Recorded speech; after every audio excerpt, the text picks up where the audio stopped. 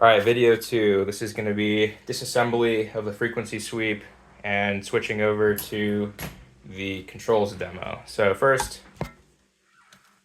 unplug our module here, turn our switch off over here, unplug. Actually, I'll unplug this for that safety. Get that all off, set this aside. Okay, so now just do the exact same thing that we did to assemble it from that first video. In reverse. So I will go for this guy first here. That's our 9/64, the set screw on the servo horn, so that's loose. I'm gonna pop off frequency module.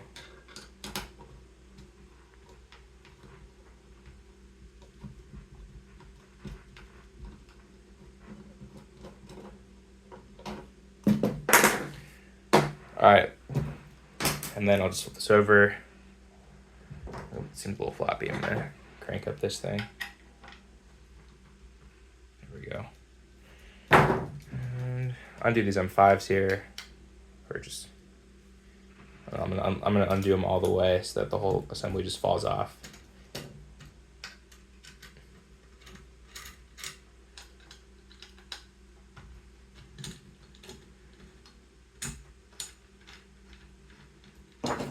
Now, the thing's off, great. That off, cool. And then just for safekeeping, I'll sort of put everything back together like so.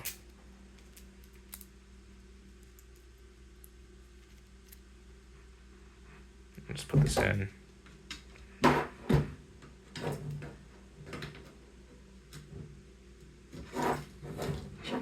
And give that a tighten. Same thing with the other one.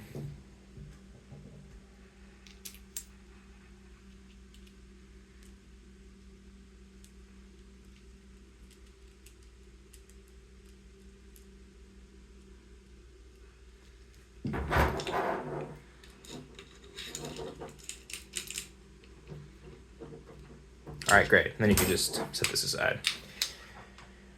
Oh yeah, I should probably have gone over. To switch these, you just undo these M3s here, and they just come right out, and you can just swap them. One more thing with this spring guy. Actually, I'll leave this in here. But the way that you build this is the spring comes in a little kit, and then you have this little laser cut triangle, and that literally winds on, like kind of threads in. You like corkscrew in the spring into a little spot. Let's see, yeah, you kind of get a better shot of that. So yeah, it just kind of threads in and corkscrews around, and that's how it's held. Okay. All right, so bring up the controls guy. There's kind of a lot more slop going on here. There's the setup, there's the assortment. Let's see what's underneath here. I got this guy. So this one's tricky because you got to do some belt tensioning. That can be a little tough. First things first, the pulley. That's this guy. That's what goes on here instead of the little sort of crank horn from before. And so for this, you need to use the that retaining system up top. So it just goes in with the usual suspect, the 5/8 long, 1/4-20, there with the washer. Holds everything good. So the first thing you want to do is take this big loop and slip it over there. It should go on no problem, pretty easy. Just make sure, see, this is kind of wrapped around here. There we go. Okay. And then just want to be careful. There's a lot of wires going around from the limit switches that are here and here. Oh yeah, and real quick, how I built this thing. You'll notice if you open the CAD file for this guy, which is base tower support, and for this guy, which is the pulley rod support. So I guess this would be, they're in the spreadsheet, the corresponding part numbers. But you'll notice that they're split into 3 different bodies within that part file. So you have this like base part, and then this post and this post, and over here you have this base part, and this is a separate thing that slides in. You can see there's a glue joint from where I super glued them together. And that's because if you look closely here, you can see the print orientation. This was printed going this way, like up is this way, and this was printed this in this direction. And that way you could just, I just thought the parts would be a lot stronger. Similarly here, this was stronger to print in this direction, where up is this way, and this one is stronger to print up is this way. All right.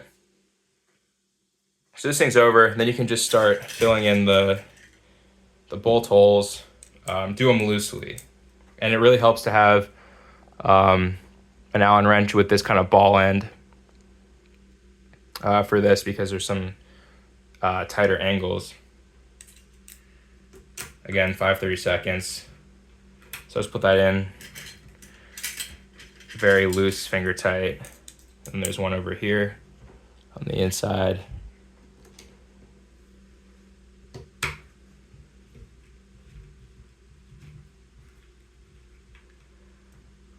And then there's a couple over here. 1, 2. You see the whole system is on slots on both sides to accommodate for belt tensioning. And one thing that I talk about in my next steps is these belts are super stiff, and honestly they're much too big, way overkill for this application. I would recommend definitely checking out an HDD belt of a smaller pitch, like a 2mm. Like instead of something that's like super beefy like this, which is necessary for this drive. I think it was a good choice for this like initial drive section. But for this guy, it's just too beefy. It's causing a lot of friction because it doesn't stay straight because it wants to bend out like this, and then it fouls different things, especially on this bottom one here. This guy just slaps right into the base and makes it super frictiony and hard to pull. I think going to something more like this, much smaller, similar idea, but just a lot smaller, would be the way to go. You can see this is a lot easier to kind of control. If you can't find pulleys that are that small off the shelf for these like hex axles, 3D print them. You should be able to find like something that's just a bigger OD, stick it into CAD, generate an STL, and you can 3D print it, chop the hex profile through. Anyways, okay, so yeah, finishing up this bolt stuff. Sorry for these.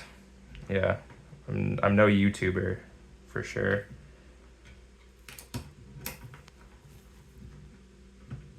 Put in this guy here. And then one more up here. And there's 2 bolts. Yeah, I'll put them all in. There's one here. And then one more here.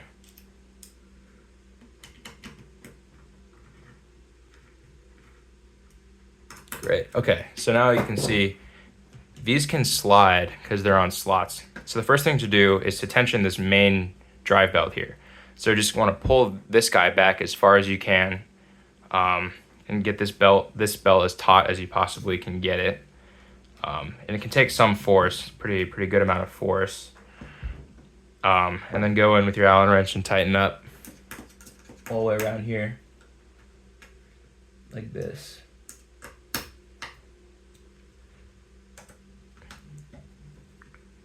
And not too hard because this is a 3D printed part, so you could break it if you crank it too much, but it doesn't require too much tightening to keep this thing taut. You can see now that's pretty good. And now you want to tighten this belt underneath here. So with this side set, you can pull on this guy, which might require putting your index fingers on these little rods and pushing to make sure that they don't bind on the rods as you're tensioning this. Just this. Again, some decent amount of force to get this thing taut here.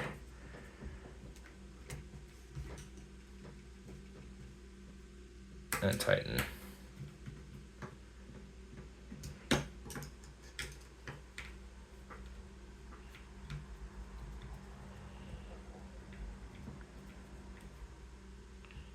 Okay, and that's the belt system there. So now this should go relatively smoothly. It's pretty tough again. I I think changing the belts would help this move a lot better. And then this drive one, you should see that you're getting the motor to spin. Yeah, okay, so then using this, actually, yeah, real quick, we got one more bolt to do, which is this module, which is sort of an intermediate module. I wasn't able to get around to the nice user interface for setting the gains without going into code. Let's see, here's the little box of bolts. Those.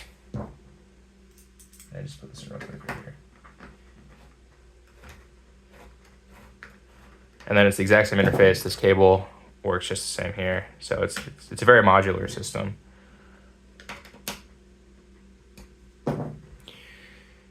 Right, okay, so now we can plug everything back in. Let's see, is there anything I wanted to mention real quick? Oh yeah, one thing, this is super fragile because of the print orientation. This is the mount for the magnetic encoder on the shaft that reads the position of this guy. The other magnetic encoder is underneath over here. You can see there. Again, same idea as before, just hacked up USB cables to act as like a little harness. So I got one little harness for power ground and then data from each magnetic encoder, and then 2 more wires going to these little limit switches here. There's one here and there's one here just on the driven side. They have interrupts attached to them on the Arduino so that you can come up with some logic to stop this thing if it bottoms out on those limit switches. That's code I haven't written yet. I have code that detects when each one is pressed and the interrupts are attached, but I wasn't able to get around to writing the actual interrupt service routines. One thing I want to talk about also is if you're taking this thing apart, one thing that can be tricky is these axles here. So how I've designed it is these little spacers that have one open side. So the way this whole thing is retained is it has the classic interface on the back of the quarter 20 bolt and washer here, 5/8 that go through, and then that wants to pull this whole axle out this way, and it's prevented from pulling out by this that little spacer. I'm sorry the lighting and focus is bad. Here, let me give this a little wipe.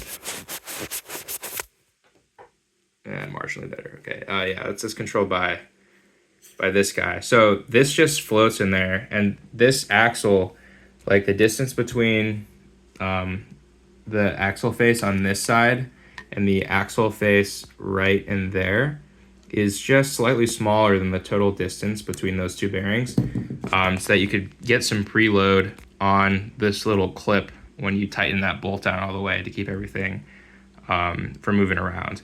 But this guy you can just poke out. If you were to undo this bolt back here, this little clip would just drop out, and then you'd be able to pull out the whole axle for servicing. Same goes for this axle here on this side. All right, but anyways, let's get into how this thing works as of right now with the current code. Let's look up our power supply again. Let's make sure this thing is pulled off just for now.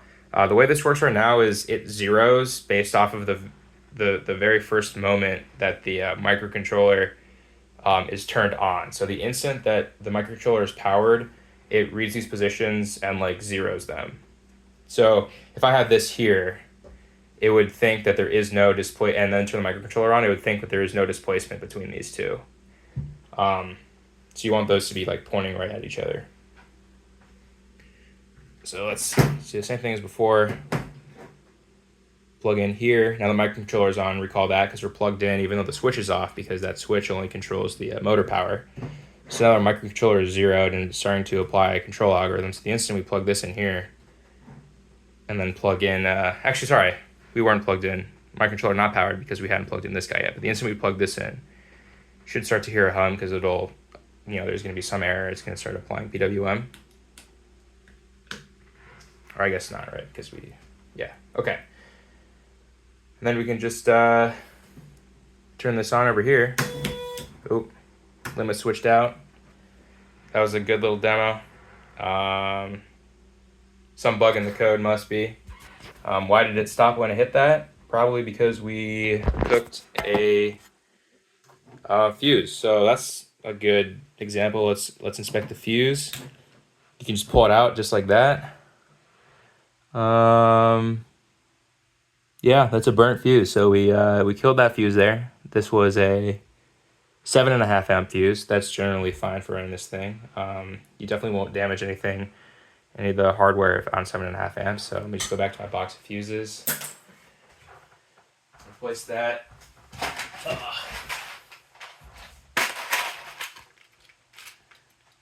Here's another 7.5 amp.